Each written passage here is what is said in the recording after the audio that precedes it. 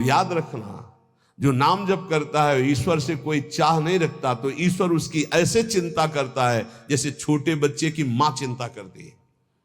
किस समय उसको बाल भोग देना, किस समय उसको दुग्ध पान कराना, किस समय उसे स्नान कराना, ये मां की चिंता है, ना कि बालक की। जो ना किसी से चाहता है, ना ईश्वर से चाहता है, खूब नाम जप करता है, उसे बहुत जल्दी भगवत प्राप्ति हो जाती है।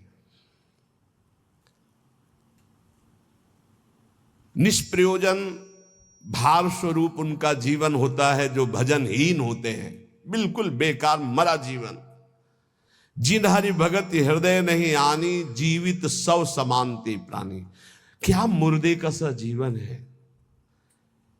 इतना कीमती जीवन, एक एक श्वास भगवान के भजन में लगानी चाहिए। व्यर्थ के जीवन में, व्यर्थ के खान पान, कई कई ऐसी बातें जिनकी याद आकर हृदय में आम हंसता है, ऐसे जीवन को नष्ट किया जा रहा है।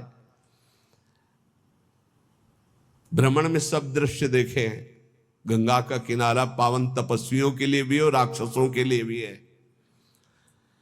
जो पावन स्थान तप के लिए है, वहीं राक्षसों के दंडकारण्य में तपस्वी भी तपस्या करते थे और राक्षस भी रहते थे। दोनों का ये व्यर्थ जीवन, निरर्थक जीवन, जो अपनी वासनाओं की पूर्ति के लिए दूसरे जीवों को तड़पा तड़पा के, फिर काल उनको तड़पा तड़पा के मारता है, सांस लेने का अवसर नहीं देता। इसलिए निष्प्रयोजन भार स्वरूप मानो जीवन मत जियो। कीमती जीवन है।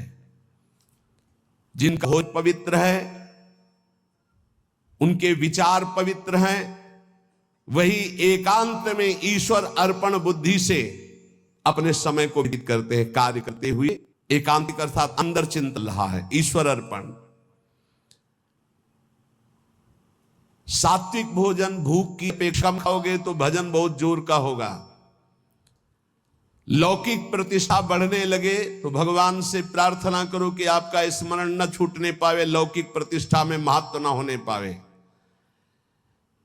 जानबूझकर सुख सुविधाओं का त्याग करके जितनी कम वस्तुओं का सेवन कर सको, कम पैसे वाली वस्तुओं का, उतना ही तुम्हारा ईश्वर के प्रति प्रेम बढ़ेगा।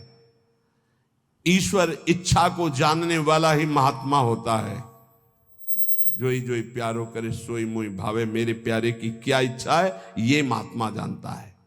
अन्याय से प्राप्त वस्तुओं को पाने वाले के सारे करण पाप लिप्त हो जाते हैं। अंतःकरण, बुद्धि, मन, चित्त, अहंकार, वो इच्छा ना होने पर भी दूषित अन्न के कारण पाप इच्छा प्रकट होकर उससे पाप कराती है। जो घूस लेता है, अन्याय पूर्वक निर्णय करता है, ऐसों का धन उनके परिवार को नष्ट कर देता है और उनका किया हुआ दान जिसके पास जाता है उसकी अंतःकरण की वृत्ति को नष्ट करके पाप आचरण करवाता है। इसलिए भगवत मार्ग में चलने वाले उपासकों को घूस लेने वालों से जो प्रतिग्रह दान लेना है उनसे बचे।